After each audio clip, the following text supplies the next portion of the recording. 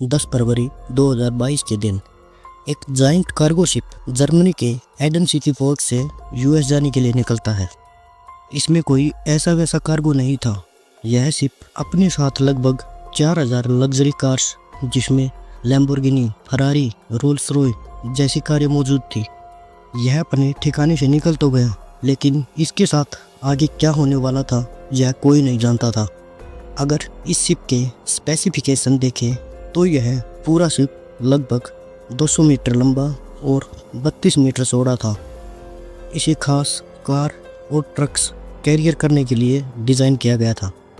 इसका dead weight लगभग 17,738 ton था एंड ग्रोस टन लगभग 60,000 टन था, और इसे पावर एक डीजल इंजन दे रहा था जो कि 2500 हॉर्स पावर जनरेट करता था।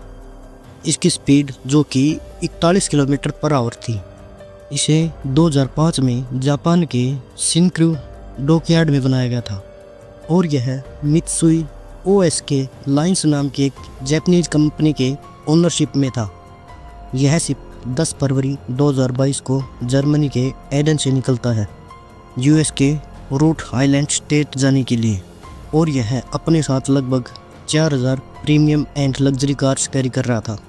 अब यह शिप अपनी जर्नी के 5 दिन तो बड़े ही अच्छे से अटलांटिक में गुजारता है, लेकिन छठे दिन यानी कि 16 फरवरी को अचानक से इसके कार्गो सेक्शन में आग लग जाती है, और यह आग देखते ही देखते बड़ा एरिया कवर कर लेती है। अब आग इतनी बढ़ चुकी थी कि उसे बुझाने के लिए स्पेशल इक्विपमेंट की ज़रूरत थी, लेकिन वो इक्विपमेंट शिप में मौजूद नहीं थे। नेवी के हेलीकॉप्टर द्वारा, जो कि उस समय पेट्रोलिंग पर थी, पेट्रोलिंग हेलीकॉप्टर शिप को फॉलो करती है और लगभग 170 किलोमीटर तक उसे फॉलो किया जाता है। आखिरकार 18 फरवरी को स्मिथ नाम की टो वेज कंपनी को कॉन्ट्रैक्ट दिया जाता है इस शिप को टो करके किनारे तक लाने के लिए। 3 वेसल्स वहां पहुंचाई जाती हैं, और तीनों ही वेसल्स में स्पेशल फाइटिंग इक्विपमेंट भरे हुए थे।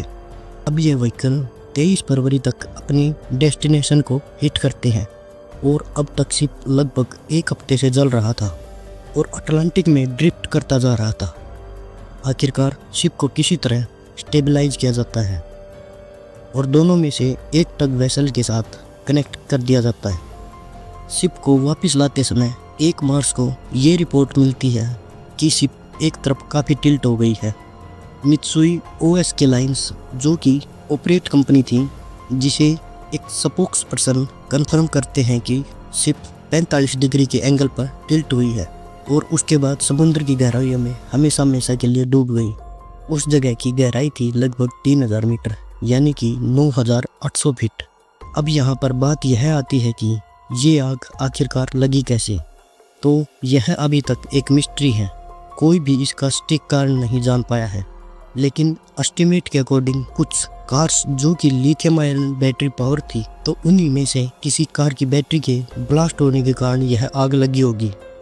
अब टोटल लॉस देखा जाए तो लगभग $4,338 मिलियन का टोटल लॉस हुआ है, और आज तक वोक्सवैगन इसी वजह से प्रॉब्लम फेस कर रही है।